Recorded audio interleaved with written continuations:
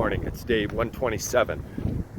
Tehachapi, California. That's down near Cronin's Bakery. I'm gonna go to my favorite coffee shop in Tehachapi, California. You know, most people can't say that. My favorite coffee shop in Tehachapi, California.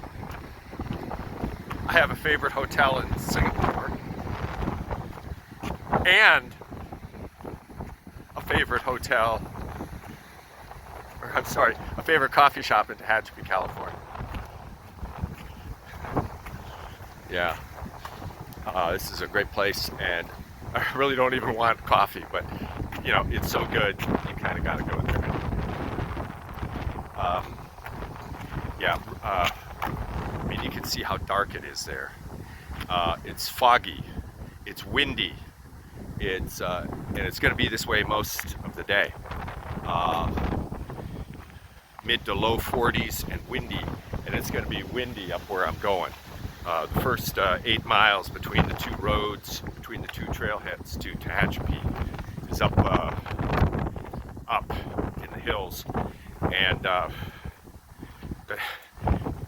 that's where the windmills are. Yeah, so they're open here.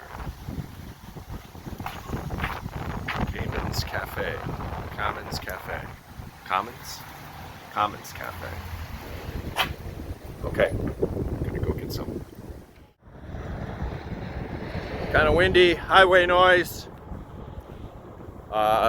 It's Highway 58 back at Tehachapi.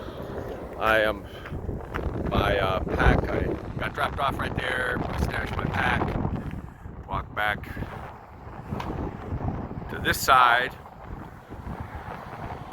which is as far as I got the last time around, a couple of weeks back. Got to have the continuous footpath, even across the bridge. Details matter. Matters to me. Okay. Late start getting out. I sent back a second air mattress that I've been carrying since Ashland and never used. It was a spur of the moment purchase at REI because I thought the one that was being mailed to me might not be holding air. It's been okay. It gets half deflated by morning, but that's okay. It only weighs like half the weight of this winter weight air mattress, and I didn't want to be carrying an extra pound. Yeah, this is sort of a soul-crushing load coming out of here, because I'm carrying 6 days worth of food, but right now I have 4 liters of water I'm carrying. I'm going to dump out some of this water. I think I should be able to get water in about 10 miles. So getting rid of, you know, an extra 5 pounds of water. Yeah. Okay. I got about a mile of road walk here down this road. This is the road 4 years ago when I was filling in here. I needed to come to this same bridge. 3 different cars stopped to give me a ride into Tehachapi, and I turned down the first 2, just, you know, thank you so much, but I have to hike up to the bridge.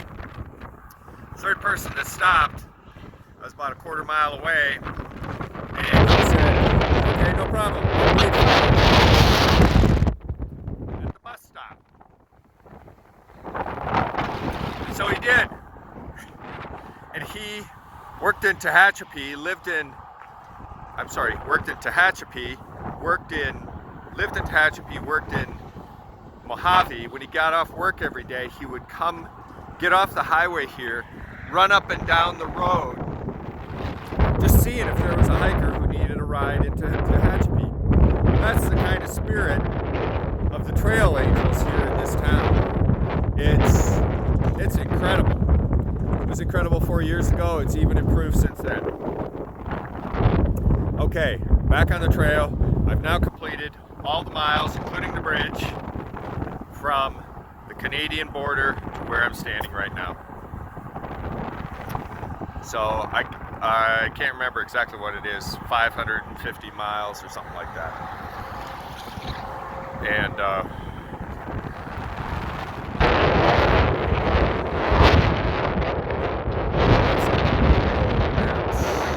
Street View car. Maybe I'll be in Google Maps. Street View. Maybe in a month or two, you should go back and look up the Cameron Canyon Road and see if you can see me in my pack in Google Maps. Street View. That'll... What a hoot.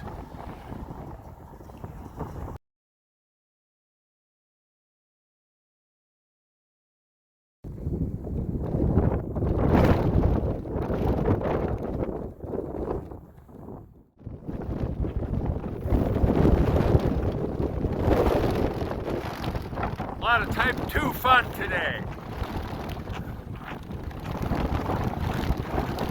This wind is knocking me all over.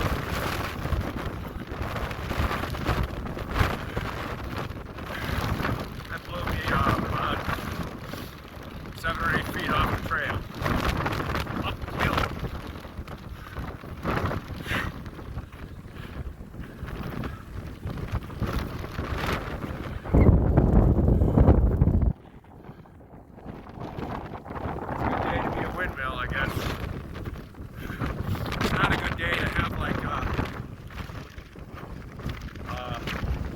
Profile there with that solid foam pad and all sorts of extra water bottles and town food stuck in the external pockets. A few minutes ago, just around the trail was the wind was at my back, and I tried just like jumping up, and it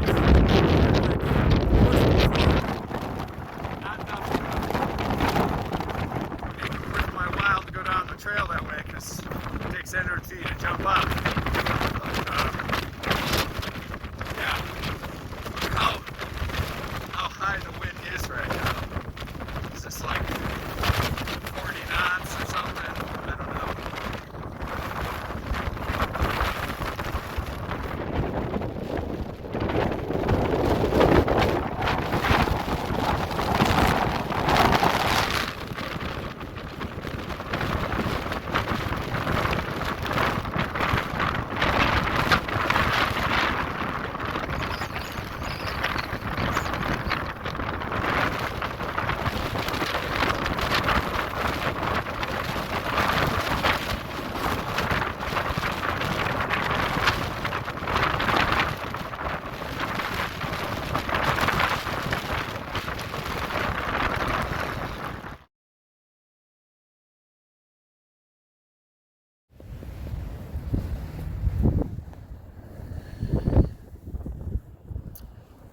Well, I sort of made a strategic misstep. When I stopped, I guess it was 2-3 o'clock in the afternoon, at the picnic table and water cache just to the south.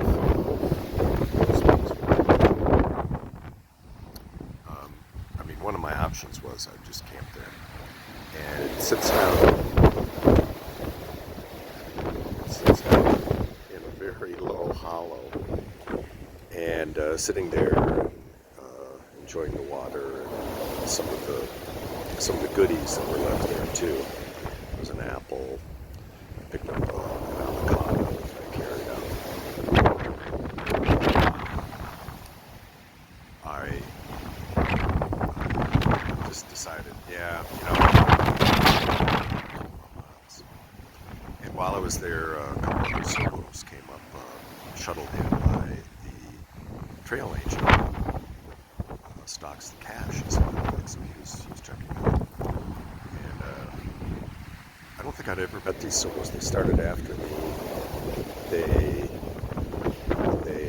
were not stopped by the fire closure in Sayat Valley. They came through after me. So this is the first time we've ever crossed paths. And they camped there. I think that was the decision. I hiked on 4.5 more miles. And I was getting blown around a lot. And I thought, okay, I mean, it's one thing to hike by headlamp after dark, and it's another thing when the winds are that gusty. So I did come across a place that is a camping area, sort of. And I'm cowboy camping. I'm cowboy camping, well, only for the second time, other than the shelter that I stayed at. Shelter because it's blowing a lot. How much? According to my Garmin, it's 41 degrees at this place where I am, but it feels like 17. Well, I looked up on the NOAA wind chill chart, and it would have to be truly astronomical to get from 41 normal temperature to 17. It'd be like 60 knots. It's that high.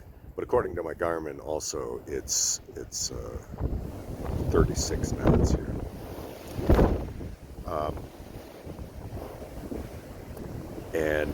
So I found a place by vegetation, getting down. I have to cowboy camp because my tent would not withstand this, I don't think. And it'd be very difficult to stake out. It's just sort of sandy soil. But I mean, some interesting things here. When it does gust, the sand will blow around. So I've had to. I actually have my neck gaiter, which sort of, which I normally have around my neck. Because I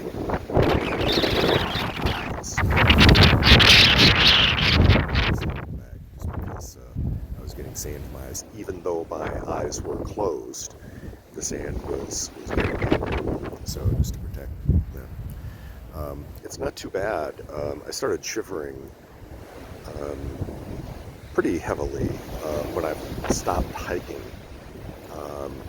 But once I got inside my sleeping bag, it's not too bad. My hands are really cold though, because I have to hold my phone out here out in the wind. But it's not too bad inside the sleeping bag. But the wind is blowing so hard that like my sleeping bag will get jostled. The other observation that I had is a lot of times you hear heavy winds coming, like up the valley. What you're hearing is them blowing through the trees. Well, there are really no trees here. There's just some sort of scrub brush. And I'm getting forewarnings of the gusts, I think, just from the noise of the wind, like blowing, like shearing against another bit of air. It's sort of a very strange sound, and almost immediately then I get buffeted. I hear what it is. So that's the observations here. I just black out this area, and we'll see how much sleep I get. Probably not much, unless the wind goes down. Tomorrow's not supposed to be really, so I was hoping that overnight